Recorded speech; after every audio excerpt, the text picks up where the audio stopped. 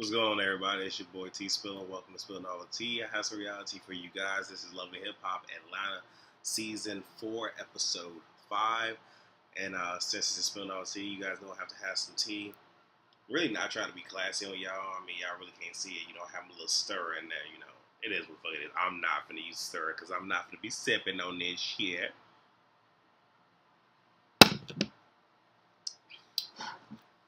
Made that one a tad bit strong. Hit a vape.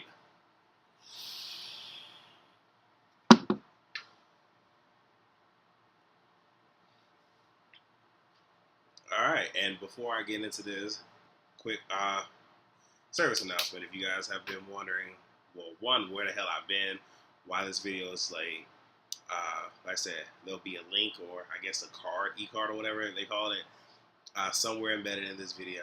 You can click on that and pretty much see what's been going on with me and why I've been kind of MIA. And as y'all can see, I'm kind of taking it back to how I used to, and that's only because the Jewish holiday Shavuot starts for me. Well, it's Friday night right now, so it's Shabbat for me right now. It starts sunset tomorrow, so I'm actually using my camera, which is right here, because I'm actually on break from cooking, because as soon as I get done with this video, I'm about to go back and do some more cooking and whole lot, trying to catch up and stuff. But I'm actually using that camera to film myself cooking, so I can add those to the in the kitchen segment. I'm not trying to mix videos and everything, so you guys getting it. You're getting the retro. So hopefully you like this. But yeah, go ahead and give you guys this review, and hopefully it's not too long. I'm not going to hit on everything. I'm not, and it's not because my last video was long. It's because I'm getting this shit to y'all late. So.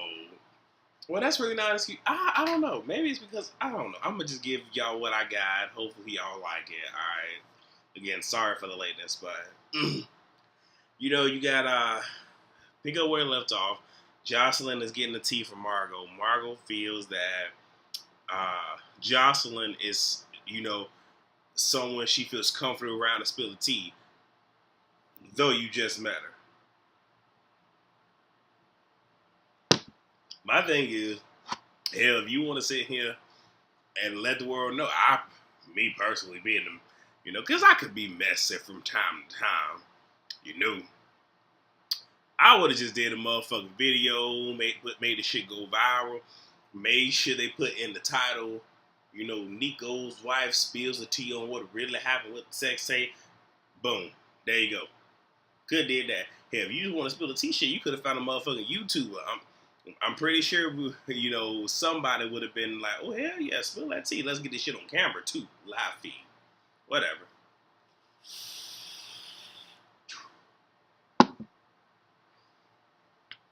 Mimi meets up with Tiffany Fox because she, wants to mend things.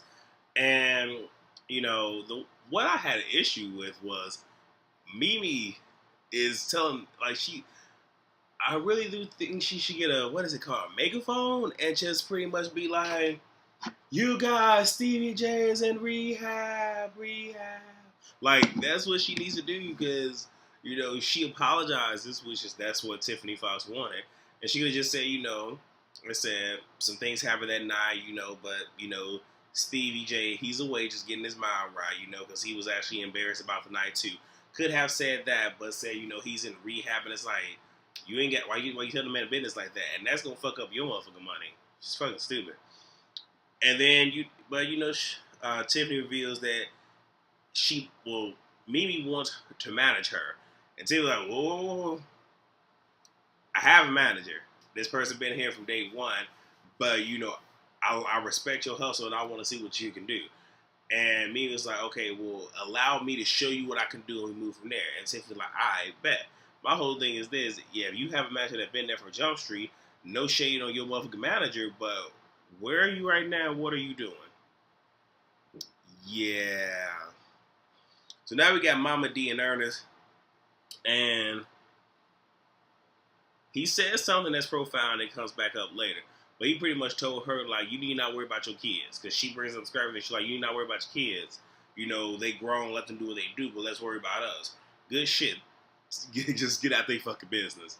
And Mama D reveals in her confessional, Ernest is the only one that keep her in check. And on some ghetto shit, the motherfucker has what he calls a promissory ring. That shit was fucking hilarious. Like, promissory, really? Whoo, child. I wonder if he had a kid, a Portia Williams. Is it what? Yeah, Portia Williams. I wonder, but whatever. And Mama D whole thing is, I'm the queen, you gotta come correct, woo wop the woo. And she tore him down, and you can see it hurt him, because this whole thing is, I'm a simple guy, but at the same time, I just got the fuck out of jail. Fuck you expect. It's not a fucking perfect ass ring. She in the motherfucking chicken jail. It is what the fuck it is. Cut the motherfucker a break now.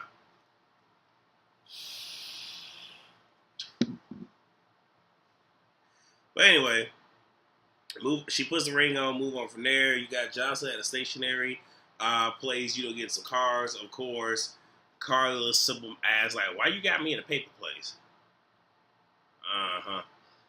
But Jocelyn, pretty much tells her that she's going to have a party, and, that she wants her to come. And she's talking about, because she don't want everybody there. She want to invite, the right people. And I guess for her, she don't want to be around, I guess, anyone that's going to bring the old Jocelyn out of her. All right, whatever. And then, of course, Carly brings up her incident at her store and slides Jessica's name right on in there. And, I mean, the best way to explain it is, Jocelyn's like, she pretty much said without saying, that was a business friend. That was somebody who, and we all have them where, acquaintances, you go to work, y'all might talk, do your little whatever, but when you leave, you ain't fucking with that person until you come back to work.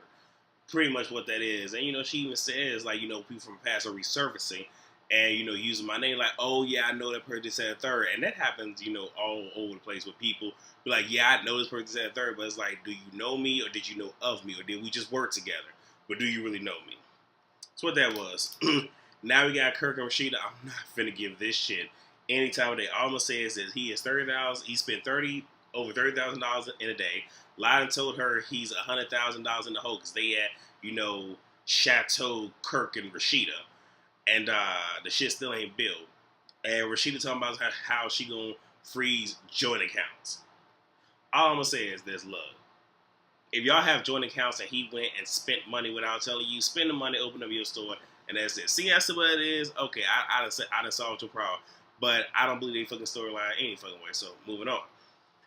And then we got Jessica and Mimi.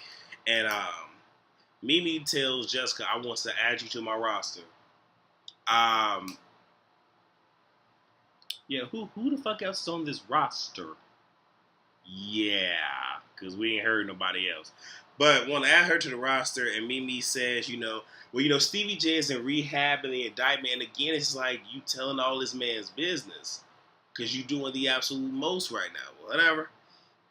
Mimi brings up Tiffany, and Jessica pretty much tells her, you're not going to have time to work both of us. And she pretty much says in her confessional, which I think she said to her face, I'm a full-time job. Whatever. We got Mama D and Scrappy. She reveals that, she's getting back with Ernest. And, Scrappy pretty much like, I ain't got no problems. It's one of those ways, she ain't got no problems, I ain't got no problems with it. But his little sister is going to have the biggest issue because she never liked Ernest from Jump Street due to all of what happened between Mama D and Ernest. So, Jock, Kirk, and Tony meet up at a sports bar. Who the fuck cares? Moving on, Stevie J, he's in rehab. Faith shows up. I'll be honest with you, I'm not saying she wasn't there to support him, but I think she was there to promote some shit. I'm just saying, hey, it is what it is. And, Stevie mentions how, Diddy doing his thing, still doing his thing. Jay-Z still doing his thing. And, he still, he wants to get back to where he was. Because if you think about it, they all were kind of in that same time frame. But the fact they still doing their shit and he done fit all the way the fuck off. He feeling some kind of way, but reality is sinking in. She wants him to work on this project where I guess she's going to take some of Biggie's old shit. Or maybe some unreleased shit. and mix it with hers, and she wants him to work on it. She pretty much said, I came to you first. So we see how that shit play out. So Scrappy's with Bambi and meet with his sister, Jasmine, and her boo thing. I think his name is Rico. And long story short, her whole thing is, I think that, well, one, I didn't like the relationship that Mama and him had.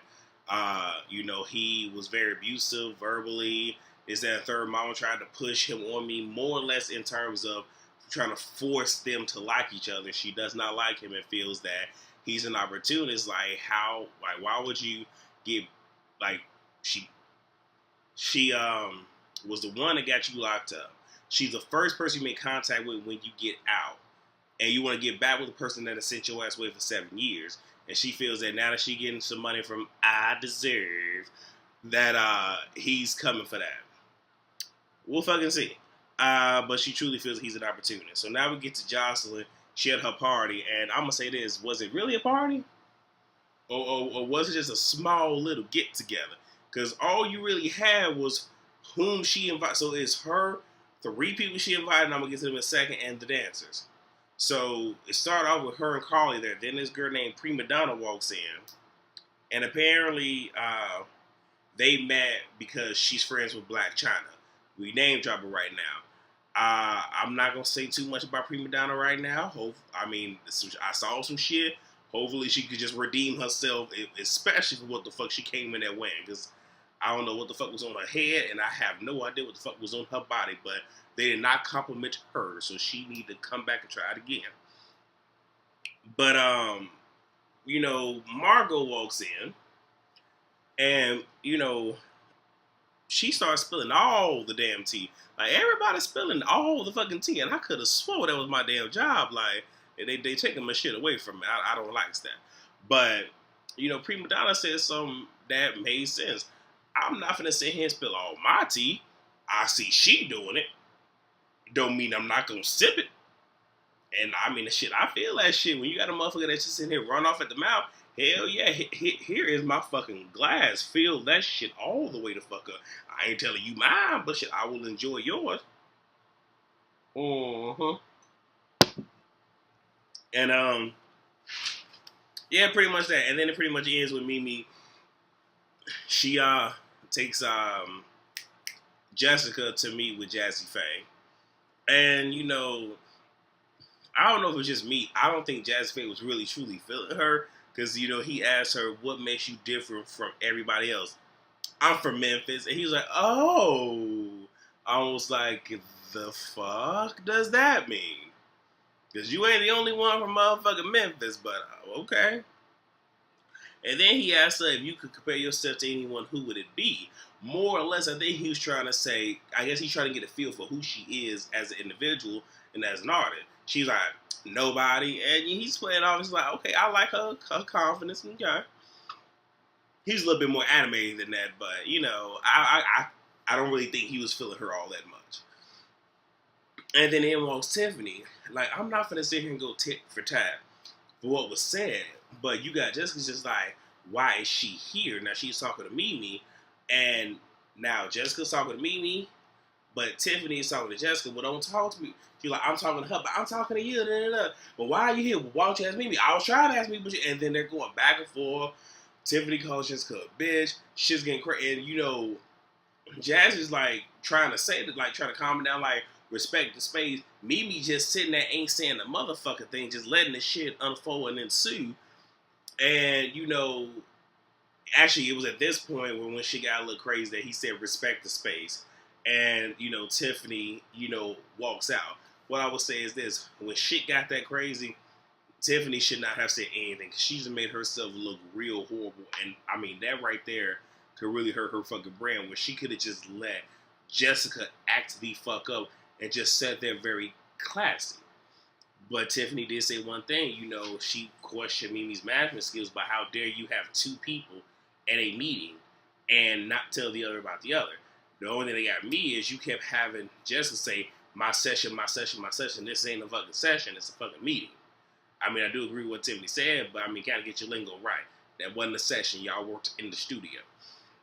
And when Tiffany leaves, Jess turns to Jazz is like, the disrespect, and he pretty much trying to tell her like, well, you were being disrespectful too, and you know, she saying some shit, and he pretty much told us like, I have no desire to hear your shit.